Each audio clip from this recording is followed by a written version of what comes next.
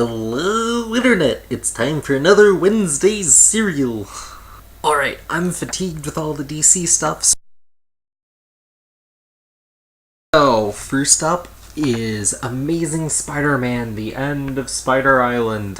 There's an epilogue bit, and there's other ends to be tied up, but this is pretty much the closing of the action, and this has been a crazy awesome ride, and this is the way an event book should be written. Everything's that contains the event is pertained to the event. All the peripheral books are peripheral.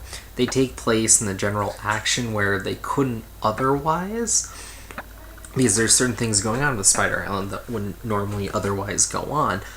But otherwise, it's all there. And the main book itself has just been awesome, fun, and unlike other events that try to change everything, this is just a big moment, and that's it. That's the only reason that it's an event. So I think that's the way you do an event book, and that's what makes it work. Just have something really awesome and play it out and hit all the right notes and do it right instead of trying to change the game, because Daredevil number 4. Now, I haven't talked about this since the relaunch, or 5, sorry, since the relaunch, and there's a reason. I hadn't read most of it, and someone got me to go look at it, and I have to say, this book is doing really well. If you thought some of the Daredevil of yesteryear was just a bit too dark for your taste, that's fine. This is lightening up to be a proper, straight-on superhero book. And Marcos Martin, the artist, he is doing a bang-up job in here, and he's really doing the work of his career so far as I can tell.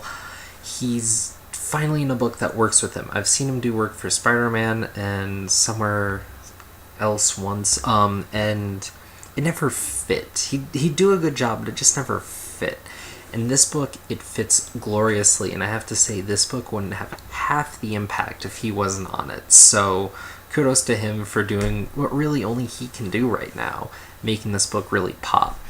And I will say, if you're looking for another book, you're probably not right now with all the new stuff coming out, but I would recommend this book over so much more, and it's a $2.99 title out from Marvel. There's no reason to not pick this up if you're looking for a good superhero book. So, Daredevil, try it. Alright, Ninja Turtles number 3. And I'm enjoying this. I'm a fan of the old Turtles and some of the newer stuff and everything in between. And whereas I'm liking where this story's going, it's totally written for the trade, so it's paying month after month to be like, get 2 more. I mean, it's doing well. Once it's all said and done, it's going to read well, I can tell, but it's just a matter of if it's written for the trade, it usually reads better in the trade, and that's what this is falling short with. And it definitely, the art has an IDW flair to it with weird kind of sketchy ink lines, but it's fun, it's good, and not much else really to say at this point. There you go.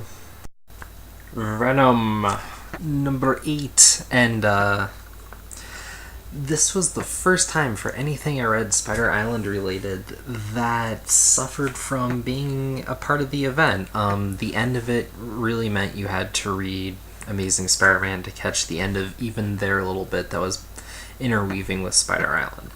Of course, I'm fine, but if you were just reading Venom, which I think is a valid concern because it's a different enough book that I'd recommend to people, even if they're not big Spider-Man fans. It's been really so well done so far, and this is the only really down point I've found. So even then, the comic's still good. It's just up to that point, then you need to know that they go and win a fight.